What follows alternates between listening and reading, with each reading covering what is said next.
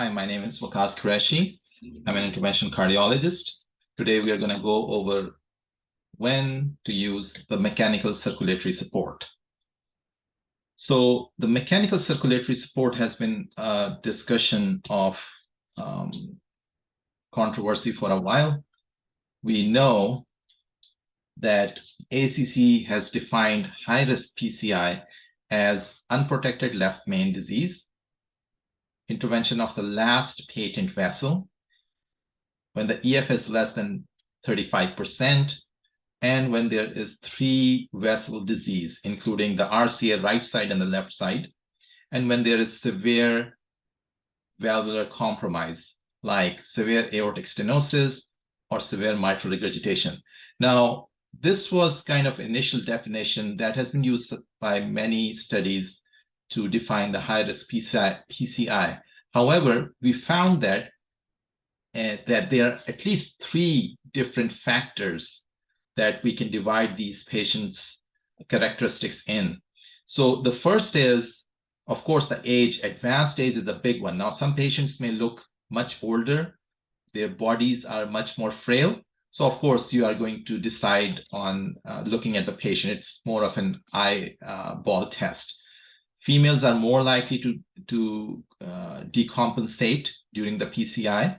Diabetic patients, because of their vessels are diffusely diseased, so they have more ischemia at baseline. Dialysis patients, they usually have high LVEDP, and they are more likely to decompensate. Patients EF less than 35, frailty, if the patient has dementia, or ongoing cardiac arrhythmias. These are all patient characteristics. Then you come to the anatomical features. CTO, complex CTOs, JCTO of more than 3, that would compromise a high-risk feature. Left main, unprotected left main especially, is a high-risk feature. Patients who have CABG, especially SVG interventions, if the other vessels are already gone or the lima is not present. Last remaining vessel, more than 2 lesions, more than 1 vessel treated, especially if you're treating the left side and right side both in the same sitting, the heart will get stunned. So whenever you do the ballooning, there is stunning of the heart, which takes a few hours to resolve. So make sure that you treat or stage it if the patient's EF is already low to begin with, because the cardiac reserve is low.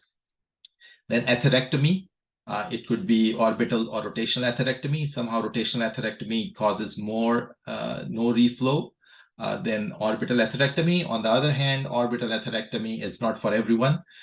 In intravascular lithotripsy use, because of the balloon dilatation and ischemia, long calcified lesions, especially more than 6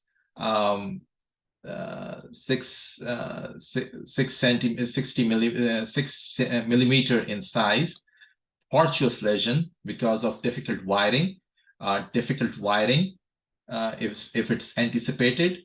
And like I said, this is an important point. If you're working on the left coronary system, don't work on the right coronary system in the same sitting unless you have the mechanical circulatory support available.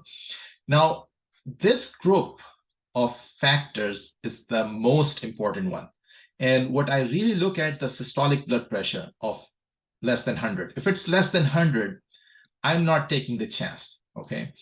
Diastolic blood pressure also is important, because this is when the blood is actually flowing through the coronary arteries. So if the diastolic blood pressure is low, below 50, the coronary flow will be affected, and very high risk of no reflow.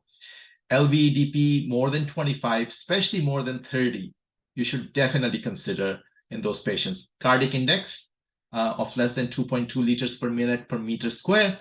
Pulse pressure is a big one, especially if you're dealing with the acute cases like MIs, STEMIs. Look at the pulse pressure. It will quickly give you that idea. Should you use the circulatory support or not? Tachycardia, bradycardia.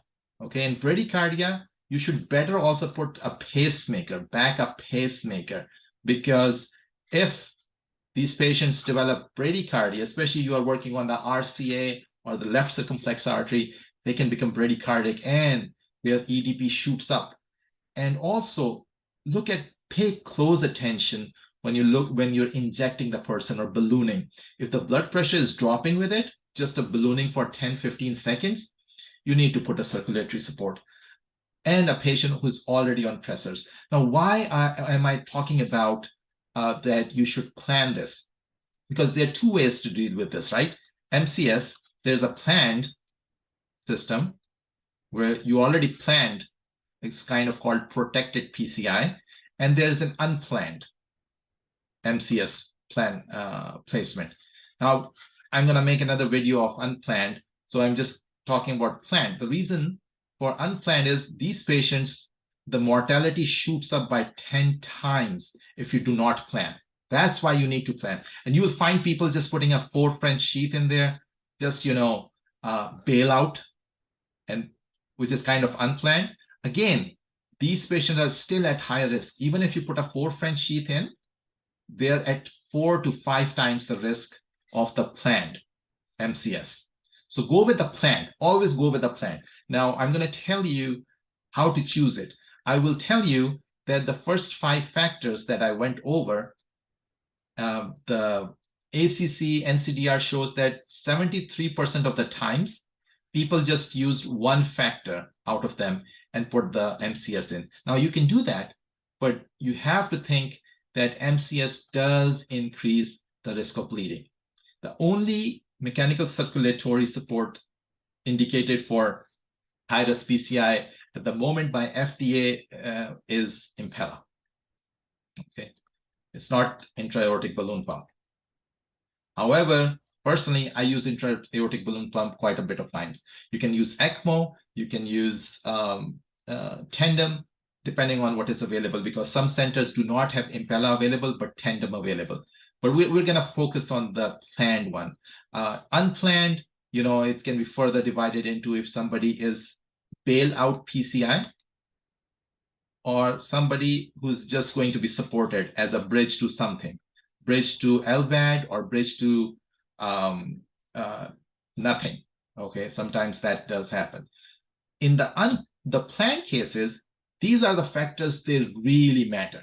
So if you're working on the left vein, if you're using atherectomy device, if the patient has kidney disease or is on dialysis, and then these hemodynamic factors are extremely important. Pay close attention to the systolic blood pressure, pay close attention to the pulse pressure, and if you're not sure, do a right heart cath.